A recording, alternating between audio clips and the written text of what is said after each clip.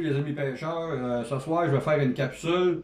Comment insérer un monofilament ou un fil tressé dans un moulinet Lancelot. Souvent, je vois des posts, des personnes qui ont de la difficulté à insérer un fil de pêche à l'intérieur, soit un mono ou un tressé, euh, pour être capable de le tourner autour du tambour.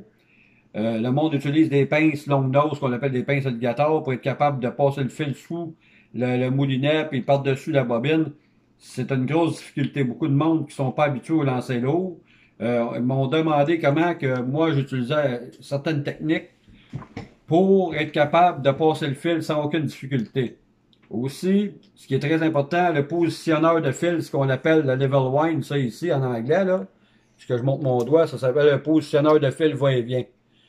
Souvent, le monde vont embobiner un moulinet avec le level wind ou le positionneur de fil un peu à gauche ou à droite. C'est pas bon parce que justement, votre fil va être en pente. C'est qu'il partira pas bien. Il faut le partir, l'amorcer au centre, comme ça ici, pour être capable de mettre le fil. Là, je vais vous montrer ce que je prends. Là, je vais faire un démo avec un bout de fil tressé. Regardez ça ici, là. C'est un gros fil tressé pour être capable de montrer comment je vais partir la façon d'insérer le fil sur la bobine. Je positionne mon level wind, mon positionneur de fil en plein centre.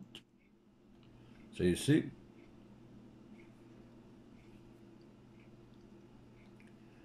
Regardez bien, là, je vais vous montrer ce que je fais. Là, je vous montre un bout de fil comme ça ici. Regardez bien. Je viens de le tenir sur le tambour. Et je vais utiliser pour retenir le fil un bout de ruban gommé. Comme ça ici. Regardez bien lentement ce que je vais faire avec le tambour. Regardez, il tourne un tour, deux tours, trois tours. Regardez bien. Jusqu'à temps que, regardez là, je viens prendre le bout de fil. Regardez bien.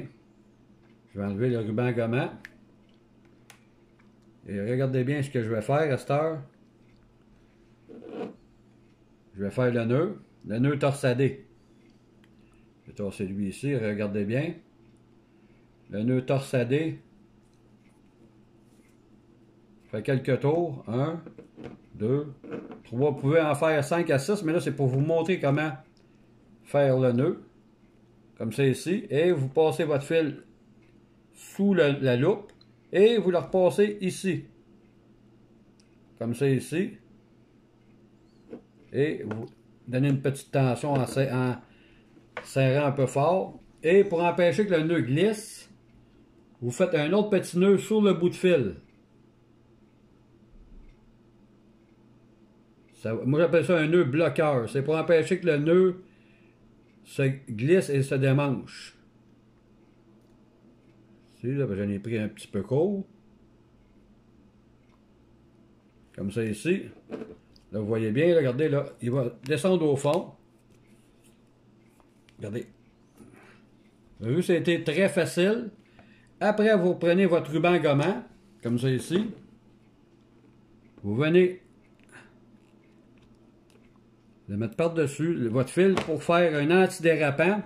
Parce que si vous ne mettez pas de ruban gommant, c'est que votre fil va tourner sur lui-même sur la bobine parce qu'il n'adhérera pas au métal.